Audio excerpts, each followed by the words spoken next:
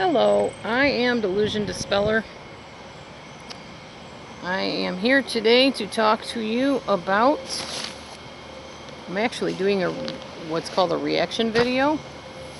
One of our viewers on YouTube has asked me to record a reaction video on the Whitney Thore, I think her name is, from My Big Fat Fabulous Life. And I decided that I would take her up on that offer. So I went to the video link that I will post down below so you can watch it. It's not very long, maybe a couple minutes, maybe about 3 minutes. And I'm going to mention what the points were that Whitney brought up and then what the fat-shaming comedian had said to her. I may even throw in there what her roommate buddy had to say. I do have some comments on both ladies and how things were handled, so I will share those with you. Alright. Oh, I will also address the other video link that Claudette is her name, suggested that I watch, because that also evoked a response in me. Alright, so first of all, I want to say that both ladies are making some good points, and both of them, I don't know, I'm leaning more towards the fat-shaming comedian being in the wrong on this, the way she handled things. You'll see as I go on. Anyhow, my name is DelusionDispeller. Well, that's my YouTube name. And I have been a life coach since about 2009. Recently got my bachelor and master's degree in psychology back in 2013. And I've been helping people the best I can since then. Anyhow, if you do need any help, I do offer paid sessions at DelusionDispeller@gmail.com. Just write me and I'll let you know the scoop on all of that. Alright, so back to what we're doing here. Reaction video. Whitney mentions that she had to learn to uncouple happiness with thinness. I think that's brilliant because I, being a fellow weight loss person who has been overweight for quite some time, have also had to do that. I've had to learn to accept myself the way I am, because if you don't accept yourself the way you are, when you do lose the weight, it's not going to make a difference. You're still not going to like yourself, because you are not the sum of what you wear or your skin type or your weight, your fat cells or anything like that. You are a soul and a spirit, and you have likes and dislikes, you have preferences, you have perceptions, and all of that is who you are. Not this stuff, this skin that we wear. That's not who you are. Alright. So, she's right. Uncouple happiness with thinness. I agree. Then the fat-shaming comedian says to her something along the lines of, for somebody who says that they're happy all the time, well, you could have fooled me because you're always whining, complaining, and crying, and you seem miserable. Something along those lines. I'm not quoting verbatim. And that was when Whitney said, well, I'm not going to wait to live my life. That's all. And you shouldn't wait to live your life. Whether you're obese or skinny or flat-chested or what your deal is, don't wait to live your life. Go out there and set goals and achieve those goals. Work towards the things that you love, the things that you want to accomplish. Because weight loss takes time, and you're not going to want to sit around waiting for all the weight to pull off of you before you go and enjoy life. Life is too short. We're not guaranteed anything, definite in life, so why not enjoy the time that you have? Now, by my beliefs, I believe that if you're following the Lord, that you are guaranteed a certain amount of time. But that's by faith, and there are other extenuating circumstances, which I won't get all into, because that's not what this is about. But for the most part, we don't know what's going to happen in our life, so you need to enjoy it while you have it. Alright, next. Oh,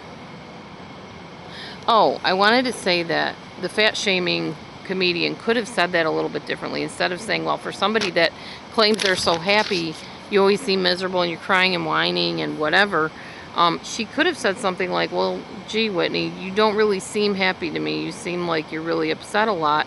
Do you want to talk about that? Do you want to discuss that, address those issues? But she didn't use any tact whatsoever, and that was just plain rude on her part. Then Whitney said, well, I just feel I deserve basic respect. And the fat shaming comedian mentioned something about how, well, you don't even want to have a conversation. Well, I didn't agree with that. Whitney did want to have a conversation. She wanted her views and opinions and where she was at to be validated and valued and honored.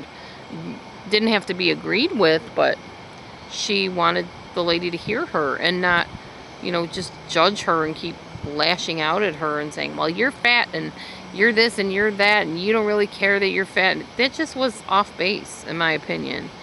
And then the fat shaming comedian's like, well, you say you want to lose weight, but I'm not buying it. I'm not buying any of it. And Whitney said, I don't need you to buy my life. I don't need you to buy what I'm saying. True, she doesn't. Whitney needs to lose the weight for herself. I had to decide for myself.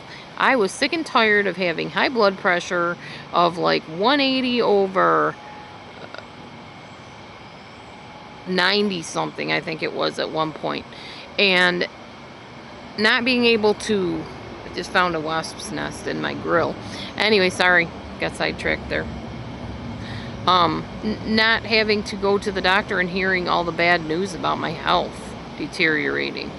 And I just decided I'm done with this. I'm going to lose the weight. It's going to take a while, and I've accepted that. I'm giving myself a year and a half to get to my goal of 115, 120 pounds, and I'm not even halfway there yet. But that's okay.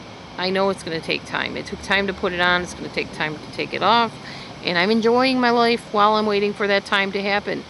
But I am eating sensibly. I am on the intermittent fasting program, and it's working. But everybody's got to do what works for them.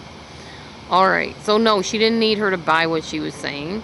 She just needed her to accept it and talk with her about it. Not point fingers and judge and shame her. All right.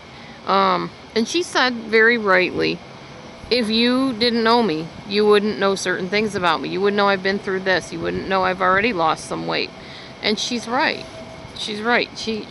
The lady was judging her based on the present. She didn't know everything in her life that she's gone through. That's not fair to say that she knows her, that she really doesn't want help.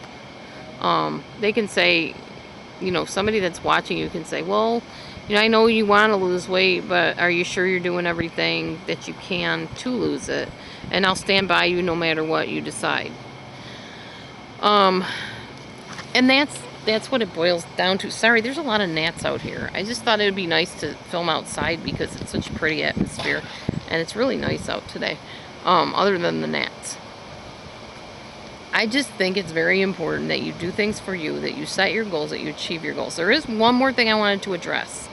On the other video link that Claudette sent me, one of our viewers, the fat shaming comedian was asked by somebody, because the fat shaming comedian said, well, I have people in my family that have struggled to lose weight, and it bothers me because it hit home and it's personal to me.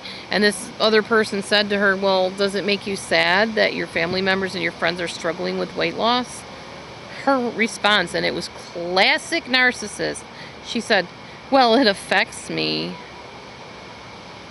Oh my, like I'm directly affected by it.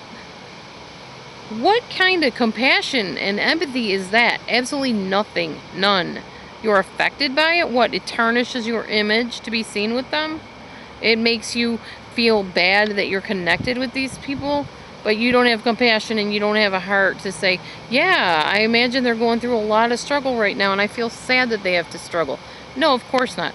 I do not like this comedian. I don't find her fat shaming or her insults or her attitude and tactlessness appealing at all. So that's my opinion. As far as Whitney Thore, I think she's a beautiful woman. I saw something on her Facebook I didn't really find appealing, something about blood drinking men, and yeah, that's gross. But that doesn't mean anything. I mean, as far as her as a person, she's into vampirism or something. I'm not, never will be. But she seems like a nice, decent person that I would have as a friend, that I wouldn't shame, that I wouldn't feel bad to walk next to or be in the company of. Anyway, if I can help you in any way, again, DelusionDispeller@gmail.com is my email address. And I will be making another video shortly here, so I'm going to tie up this one. I hope you enjoyed my reaction video to the Whitney Way Thore, My Big Fat Fabulous Life episode that I will post the link down below. Thanks for watching. Have a wonderful day. Bye-bye for now.